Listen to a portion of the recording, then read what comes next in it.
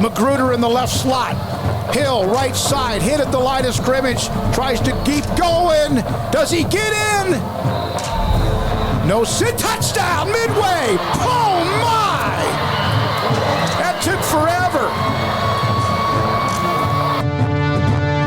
The Midway Weekly Podcast is brought to you by Bentwood Realty, Bird Culchin Ford, Bubba's 33, and Texas Farm Bureau Insurance.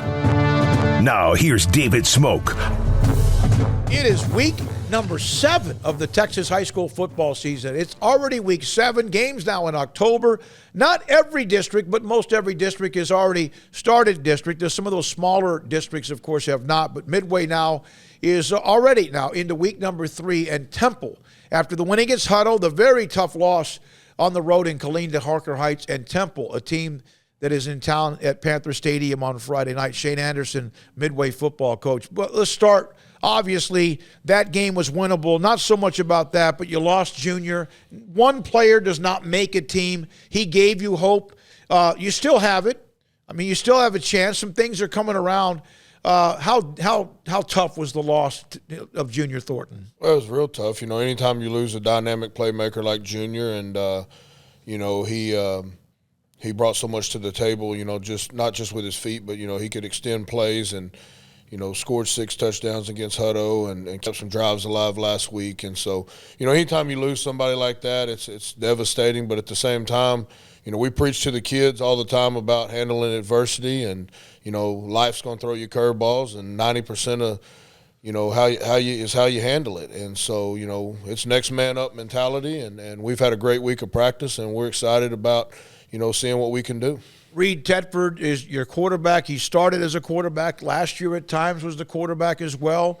This is an opportunity for him to kind of like leave a legacy here if he can kind of help get this team in the playoffs. Yeah, absolutely. You know, I think, you know, he's faced plenty of adversity himself. He's had some success, and, you know, to be honest with you, you know, we made the change, not, you know, anything against Reed, but it's just we felt like with what we were doing up front and some of the things we had going, that Junior was able to make some things happen that Reed couldn't. But since then we've gotten a lot better up front, and we feel like you know, and I think just, you know, Reed, you know, sitting back and watching the last 2 weeks, I think's made him a little bit more hungry, and he's had a great week. The offense with Lowrance, and you got Darwin Parker, and of course you've had some other guys in and out at wide receiver. Conway, we brought him up. Ramon last week. Taylor Dudley, who made one of the big plays against Hutto. You have some guys, none of them are going to like break a long run, but they all can catch. They all have the ability. Reed has the touch on the deep ball. Is his right now accuracy on the underneath stuff that he has to work on? Yeah, you know, I think, like I said, I think he's got all the tools. It's more for Reed, it's a confidence deal. You know, it's making that play when it's dialed up. It's making that play, you know, when it needs to be made. And so, you know, like I said, he's had plenty of opportunities. He's had a great week of practice, and you know, I look for him to make some of those plays that maybe he hasn't made in the past, you know, this week. And like I said, I think him sitting back the last 2 weeks and watching, I think's kind of lit a fire and kind of helped him understand that he can do it. What about the throwback to him against Harker Heights, which was a big play? You needed it. He makes the play, and gets down to the one, almost scores. Is that something that can kind of give him a little confidence as well? Yeah, absolutely. He's a good athlete. He can run, and you know, he can do a lot of things. He's a big old kid, and so, you know, the thing about moving him to a different position is, you know, they're going to know where he's at because he's the tallest kid on the field. But you know, he made a great play on that, and you know, Taylor gave him a ball, throw back to him that he could handle. And I thought he was in, and watching the tape, I still think he was in, but you know, they called him down on the one, and we weren't able to capitalize. And so, you know, that was one of the missed opportunities we had the other night. All right. The second half against Hutto, we mentioned it last week. The defense, I thought, was kind of playing, pinning their ears back and able to go, especially late when you had the lead. I thought, you know, Sanford's a fantastic running back. The other guy's pretty good too, Amir Washington. Stanford hurt you more in the passing game because they got him out in the flat, short routes, than he did in the running game. You have some guys inside they're scratching, and I use that a lot, scratch, claw, fight, whatever, which is what you wanted them to start doing. Do you see that on film where you got some guys that are like, they're trying to do everything they can? Yeah, we had a change on the defensive side of the ball this year, and so, not doing spring and then coming in and implementing our defense and it's taken some time, but they're starting to really figure it out. And if you go back and break down the film, Coach Johnson and that defensive staff's done a great job of putting our kids in position. And when we do give up a big play, it's usually we have a guy in position. They're just we don't make that play. But we made some plays last week and in the second half of the Hutto game, like you're talking about, that I think lets us know that we're getting better defensively. You had been putting Dom Hill and Junior back on kick returns to try to get a play made. Obviously, you don't have Junior and Dom. Well, you need to make sure he's okay in just the running game and also his receiving ability. So you put some young guys back there. But special teams, and I know you get tired of me bringing it up, it has continued to, as far as the block kicks. Is that a timing thing? Is that just an execution thing? Is that what's going on with that? Because I know it frustrates you more than anybody else. Yeah, we talk to the kids about every point matters in any ball game, but especially in district ball games. And so anytime you have a field goal blocked and an extra point blocked, the same night, obviously you have to look at, how they got there. But, it wasn't anything I don't think we were doing blocking-wise. I think it was more, our snapping and getting a hold down. And so we've put a lot of emphasis this week on getting that snap down and a timing deal and timing it up with Satterfield and making sure that we get that ball kicked before they have an opportunity. Just mathematically, you put the angles out there and the formation, and it doesn't matter how fast they are. If it's done in a certain amount of time, right, it ought to be off and gone. And so we just had to clean some of that up, and I think we've got that cleaned up. And, I thought we've done a better job, knock on wood, in the punting game and on the kickoff, using our fair catch rules and taking the ball where they give it to us. And then kickoff, Satterfield's really been doing a nice job kicking the ball. All right, back to Junior for 1 second. As tough as it was, the loss, the injury, Jeff Traylor's a great friend of mine, and you know him as well, the head coach at UTSA. I saw the note where they offered him a scholarship. I know right now it's about Temple, but did that bring a little bit of sunshine to an otherwise tough week for him? Yeah, absolutely. He's had a hard week, and, he hadn't been in this situation before as far as not getting to play. I think last year as a sophomore, he was banged up a couple times and had some bumps and bruises, but he wasn't mature enough to understand. And so now, this isn't a bump or bruise. He broke his collarbone and he's done for the season, and possibly may have to have surgery here in a couple weeks. And so that's been a big blow for him, as a young man. And so we know what kind of playmaker he is. I mean, he's a dynamic kid. He's as good an athlete as you'll see on the football field in our district or any district. And, he's a Division I talent. And so I think they got a hold of the Hutto video, and Coach Kurt Traylor, me and him were texting back and forth last night. And he asked a few questions about Junior as a kid and as a person. And then, a few texts later, he said, hey, we're going to offer the kid a scholarship. We want him to come down Saturday and watch our game. And so, it was cool to, like you said, bring some light to and bring some, something exciting to Junior this week. And so, he deserves it. He's still got another year. He's going to have a great offseason. We're going to get through this. And, he's going to be the biggest cheerleader that he can be the next few weeks and make sure that we find a way to get in the playoffs. I saw something up on Twitter from the Midway's got a lot of different Twitter accounts, and I follow them because of what we do. A lot of players' faces on that AB honor roll. Academically, sometimes, let's be honest, a team that's not doing well, they can lose focus. Like, I don't care about my grades. You never want to have that attitude, whether you're 10-0 or 0-10.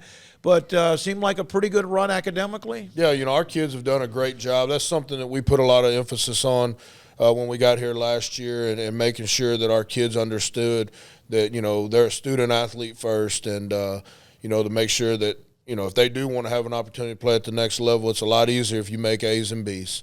And if you start making C's and that GPA goes down, then you have to really go score on that test. And if you'll go to class, you'll do what you're supposed to do, you'll turn in your work, and you'll be a good young man, then you're going to have an opportunity.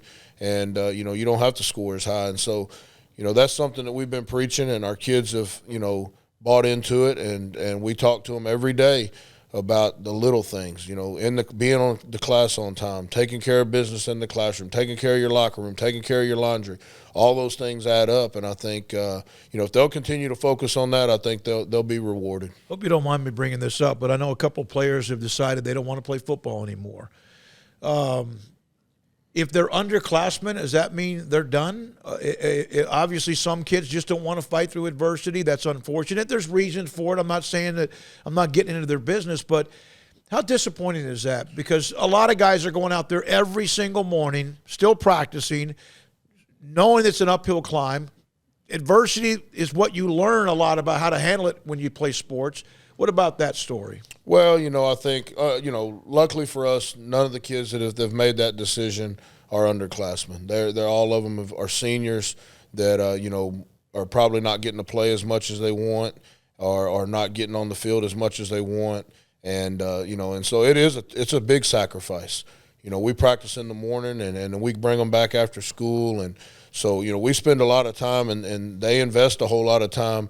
And I have a little stat in my office that I share with them every year about how much time from January to August they really, really spend for essentially 5 minutes every Friday night. If you break the play down into 4 to 6 second plays and then you add them up, how many plays they play on a Friday night, it ends up being, you sacrifice all that time and put all that effort in to play 5 minutes of football. And so, it's unfortunate, but at the same time, it's not for everybody. And, like I said, I'm not, I shake those kids' hands and wish them the best, and we move on. But, we have to focus on the guys that want to be there. We have to focus on the guys that are going to do everything that they can to help the Midway Panthers be a playoff football team. Temple coming up Friday night, Panther Stadium, District 12 6A game. They're 2-0 in district. And so they've got a couple of Division I guys, McCall, Harrison Pilot, who can do it all, like a jack of all trades. And then also Torian York, a tremendous linebacker who's committed to Baylor. And Pilot, Harrison Pilot can go wherever he wants. They've never beaten Midway. Now, it's not a long series. Now, you had never lost at Leo Buckley, and you reminded me of that, damn it. And, excuse me. But so there's 6 times. Temple's a proud one-horse town. Man, it drives them freaking crazy that they've never beaten Midway. And obviously they're pretty good, but what do they do? What do you have to handle with them? Well, I think you mentioned it. They have tremendous talent, tremendous athletes all over the field. They've had a run of great players come through there. They have a lot of tradition. Coach Stewart and myself, we go back to when he first got there, and so we've stayed in contact even when I left and went to Connolly. And we bounce ideas. We're both defensive guys. And he was telling me on Sunday, we were talking on the phone, and he was going through the history of the blue front, white back. Right. And telling me how, when he got there and the coach that told him the story, and it started back in the 40s. And, it was a really, really neat deal. But, all that being said, they're a really good football team. I think they may be one of the most complete teams in our district. I don't think that they, They hadn't played any weak sisters. They've played a tough schedule just like we have. So, no matter what happens, they've played the Arlington Martins. They've played the College Stations. They've played the kid from Willis, and did a great job of stopping them. Lagway, yeah. Yep. So they've played some outstanding teams, and so, they've been battle-tested. And so, going into it that there's nothing you can do or that can happen in a game that's going to shake them. And so they're going to be consistent. He wants to run the football. He wants to play great defense, and it should be a really, really good contest. I know it's cliche, but I think it's going to come down to, the big plays and the turnovers, and that's what last week came down to with us and Heights, and I think this one will be no different. Shane, thank you as always for your time. The game is a 7:30 kickoff, 12-6A. It's Temple and Midway in the 7th overall meeting, like so close to each other. But for the longest time, Temple was a smaller school. They've been in the same district until you had to go to that Duncanville, DeSoto district, but back together again. So that game, 7 o'clock pregame on 106.7 FM, The Eagle. Also online, Sikkim 365 Radio. And Midway ISD, and I've said this, I hope I've said this on this show if I haven't, what they do with that live broadcast on YouTube. They take our audio, their video, all the equipment. It's an incredible program. And if you haven't watched the game on YouTube, a replay or whatever, you should. It is fantastic. So good luck, Shane Anderson. Temple and Midway, Friday again, our pregame at 7. And this is 365 Sports. Magruder in the left slot. Hill, right side, hit at the line of scrimmage. Tries to keep going. Does he get in? No sit. Touchdown, Midway. Oh, my. That took forever. The Midway Weekly Podcast is brought to you by Bentwood Realty, Bird Culchin Ford, Bubba's 33, and Texas Farm Bureau Insurance.